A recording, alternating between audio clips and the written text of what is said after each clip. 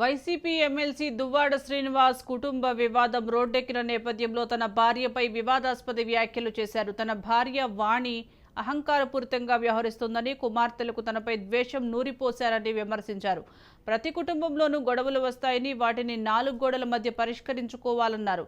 రాజకీయ, వ్యాపార రంగాల్లో తానే ఉండాలనే అహంకారంతో తన భార్య, కుమార్తెలకు ద్వేషం నూరిపోసిందన్నారు. తనపైన ఈర్ష్య, ద్వేషాలు రగిల్చి పిల్లల ఎదురు ప్రశ్నించేలా చేస్తోందన్నారు.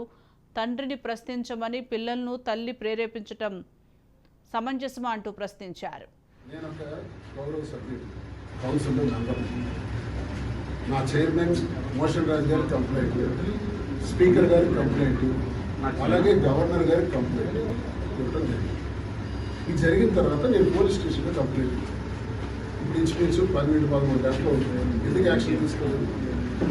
ఎందుకు సిఐ గారికి ఫోన్లు వస్తున్నాయి? వాళ్ళు అక్కడే ఉండని ఎందుకు ఫోన్ వచ్చింది?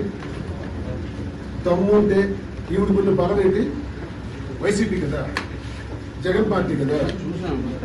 నాకు ఏసీఎల్ లోపల, వాళ్ళకి ఏసీఎల్ లోపల, కానీ నాకు లోపల వేయడానికి సిద్ధంగా ఉన్నారు, వాళ్ళకి సపోర్ట్ చేయడానికి సిద్ధంగా ఉన్నారు. తెలుగుదేశం కార్యకర్తలు ఎందుకు వస్తున్నారు ఈ కాంపౌండ్కి? ఆ చుట్టుపక్కల రాత్రి ఏ టైంలో చూసినా అన్ని కెమెరాస్ నా పని చేస్తుంటే కెమెరాస్లో మొత్తం రికార్డే. ఎంతమంది తెలుగుదేశం నా గుమ్మం దగ్గరికి నాకు తెలిసి టీడీపీ క్యాడర్ ఇప్పుడు రాలా, నాతో మాట్లాడడం కూడా నేను మాట్లాడాను. మరి వాళ్ళు ఎందుకు వస్తున్నారు అంటే మీకు మద్దతు సపోర్ట్ ఇది, ఇవన్నీ ఎవిడెన్సెస్ కావా? ఆమెకి ఎలా సపోర్ట్ వస్తుంది? వైసీపీ ప్రభుత్వం, వైసీపీకి పార్టీకి చెందిన ఆవిడైతే పోలీసులు ఎలా సపోర్ట్ చేస్తున్నారు? ప్రభుత్వం నుంచి ఎలా మద్దతు వస్తుంది?